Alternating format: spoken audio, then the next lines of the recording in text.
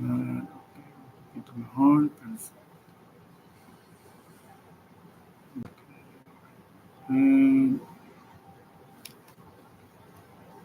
Ok, perfecto. Entonces ahora vamos a poner, vamos a hablar un poco de repaso, pero vamos a poner la presentación de Value Chain. Patrick Bet Davis, se lo mandé esta mañana. Eso fue la inspiración de todo el contenido del día de hoy. Por eso todo está en el examen. Vayan a Value Chain. Value Chain. Vayan al canal directamente, no importa cómo lo encuentren. Entonces, vamos a ver esto.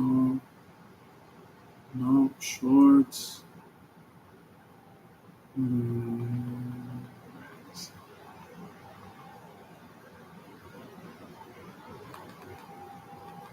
Vamos a ver aquí. No.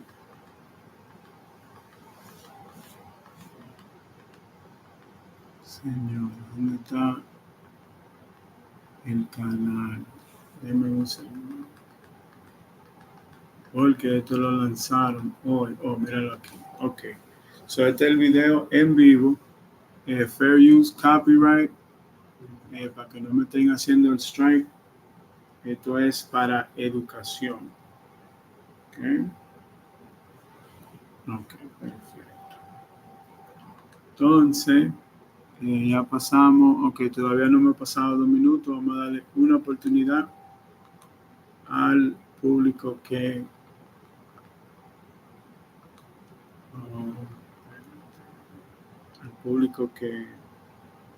venga llegando.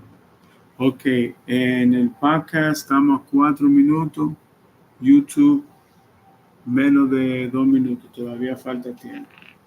Everybody come in. We're going to start testing in 10 seconds. Countdown.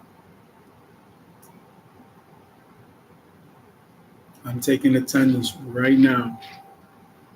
And the test has started. Okay. Entonces, estas van a ser las reacciones al contenido de Value Chain, Patrick Bet David, mi profesor, mi mentor, dueño de los Yankees, empresario, inmigrante, uno de mis socios de negocio.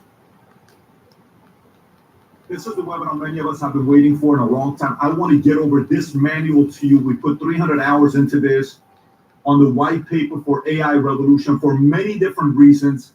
And I'll explain that to you. At the end of this webinar, you will get a QR code to get this. And you'll be able to use this within your businesses to sit down with your executives, yourself, your team members, and say, here's what we can be doing with this part. This is what we're worried about. We shouldn't be. This is an opportunity for us. Here's what our competitors are using, X, Y, Z. And by the way, at the end of the webinar, I'm also going to announce 3 new speakers at the Vault Conference. You already know that Dwayne Johnson, The Rock, will be at the Vault Conference. He doesn't do business conferences. This will be the first one he'll be at in a setting like this. And aside from that, before I even get into the webinar, we got 120, 130 slides of the PowerPoint. Some of you guys will get the entire PowerPoint sent to you as well. But let me give you an idea how this thing took place. So for me, I've been in business for quite some time. For the first 7.5 years of being a financial advisor, insurance agent, it was purely hard work. I'm working 80 hours every week trying to make 6 figures. And then all of a sudden, I'm getting to $200,000 a year, $400,000 a year. But it's just pure hard work that we're doing. Later on, start my own insurance company. And we started with 66 agents, and we grew that to 50,000 agents. We sold it a couple years ago for a few $100 million. It was a beautiful exit. And even the buyers that bought us, we grew the EBITDA by 78%. So they're sitting there saying after we bought it, it is nearly twice as much value it has now than it was 2 years ago. Well, why did this happen? Several years ago, I'm sitting there trying to identify, I'm going to work 80 hours a week anyways to build a business. But is that all it's going to take for me to have the highest valuation possible? So some of you guys may say, Pat, I'm not an entrepreneur. I'm a business owner. I'm a small, entrepreneur working for somebody. It doesn't matter where you are. This is going to apply to all of you as we're going through. A lot of your objections will be overcome. I'm not a AI guy. I'm not a technology guy. I'm not an engineer. I'm not any of that. I fly out to New York to meet with investment bankers when I was ready to sell my insurance company. And I'm going out there saying, hey, this is how much profit we have every year. What does a company like us sell for in a climate like this? And I'll never forget, we met with 2 investment bankers that were selling businesses 0 to 50 million. Then we met with 2 that sold it from 50 to 200 million. And then we met with 2 that sold the businesses 200 million to a couple $1 billion. The biggest deals done in insurance and fintech, these guys did. So of course I want to do business with those guys. And I talked to one of them. One of them looks at me and he says, look, your business right now, the way you have it, what technology do you have behind it? So, well, we have this technology and that technology and this technology. Is it yours? No. Well, we have the license. What are you paying for the license? $50,000, but it's not yours. No, but it's a license. Nobody cares. It's not yours. What's your point?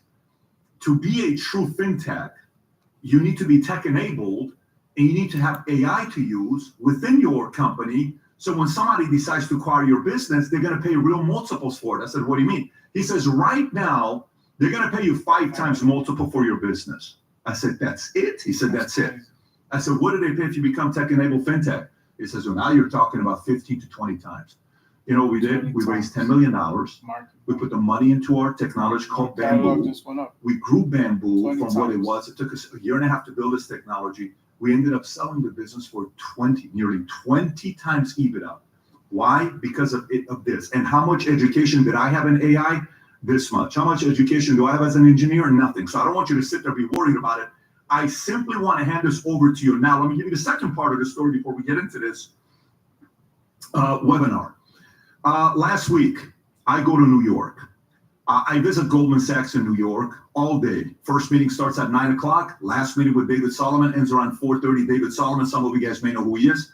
He is the CEO of Goldman Sachs. Some would call him the 5 most powerful people in the financial industry. You got Jamie Dimon, David Solomon. They're in the top 5 names that you'll regularly hear about. And we had conversations with the people that have families, investments that they manage around $1.2 trillion of money worldwide. Another person we sat with was $250 billion.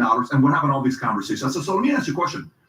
How is your vision right now with clients you're dealing with? And we sat down with their TMT team, technology, media, telecommunication, and these guys just took a company public, Duolingo, all these. We're having all of these conversations about Monect, David Consulting, our consulting firm, everything that we're doing. But the main conversation is, how is this being leveraged right now in the marketplace? And David says, just a few years ago, for every 10 employees we had, 1 was an engineer. I said, okay, how about now? He says, for every 4 employees we have right now, 1 is an engineer, okay? And then we're hiring machine learning, we're hiring engineers, we're hiring coders, we're hiring all of that stuff. We're having all these people that are in the machine learning AI space. Why? Because that's the future, okay? So today's presentation, as we go through all this stuff, don't worry if you're somebody that's big, small, middle, billion, it doesn't matter what you have. No matter what position you are, you're gonna get value on how to be able to position yourself in a better place to win. And keep this part in mind. This is very important for people. Now, most people don't know this. I don't make any money off our holding company. Till today, I've never once taken money off of Valuetainment. We get last couple months, we get a few 100 million views at this point per month. Our podcast is on fire. David Consulting on fire. Monect on fire. All of these businesses are doing very well. This is how much money I take off the table. I just did a speaking gig 2 days ago. They paid me $250,000. You know how much money went in my pocket? This much. It goes all back into the business. Why? Because I think this is the greatest opportunity of wealth creation ever in my lifetime. I've never had this kind of enthusiasm and excitement, and all I'm seeking is for the strategies of others. And for a guy that created content for many years purely around entrepreneurship, I want to share it with you. Very simple. Whatever you do with it, it is what it is, because at the end of the day, I believe all the big problems in the world are going to be solved by entrepreneurs and intrapreneurs working together. I'm going to share with you what I'm doing. With many different opportunities, get involved. Whatever you choose to do with it. If you got on, it's like, all I want is the white paper. Just give it to me and leave me alone. No problem. I want to get involved with bigger things with you guys. No problem. Stick around. We'll talk about that as well. But having said that, let's get right into it. Okay, so a couple things. There's 3 groups on today's webinar when it comes down to AI. Those of you that are doubters, you're ignoring AI. Those of you that are believers, you believe AI is the right way to go, but you're just kind of dabbling in it. And then there's some of you that are on right now saying, I'm a true believer, Pat. Everything I'm doing is AI. No matter where you are, you're going to see what direction this is going with AI. So now, audiences, some of you are actual entrepreneurs, small business owners. Some of you are executives working for a company, trying to take this stuff back to your company to bring value to the company. 3, some of you are parents, literally parents. I just got done with my wife. We had an hour-and-a-half meeting with our estate planning family because we're talking about different kind of trust. And for some of you that have watched the generational wealth, you know what some of the things we're working on. Upstairs while we're doing a meeting, it's me, my wife, Tom Ellsworth, and they're here. They drove up from Miami. And he says, everybody right now we're talking about when we're doing their estate planning and getting a little bit dynastic and all this other stuff, slats and all these things that some of you may be familiar with. All these people that are saying, if you want to get back into working with